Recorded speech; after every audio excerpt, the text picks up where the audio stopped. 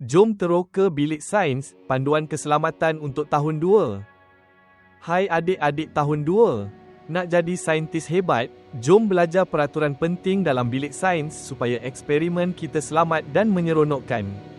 Video ini bertujuan untuk mengajar adik-adik tentang keselamatan di dalam bilik sains. Sampah pepejal seperti kertas masuk bakul sampah. Cecair pula dibuang ke dalam sinki.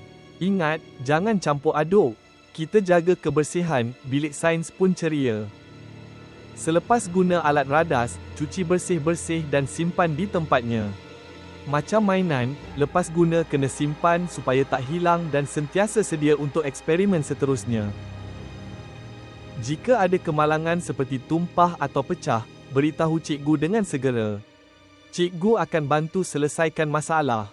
Jangan takut, cikgu sayang semua. Bilik sains bukan tempat simpan beg. Tinggalkan beg di luar dan bawa buku serta pensel sahaja.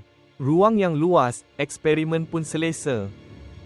Bila ikut peraturan, sains jadi seronok dan selamat. Jumpa di makmal, cikgu tunggu. Jangan lupa subscribe dan like channel Cikgu Zuli.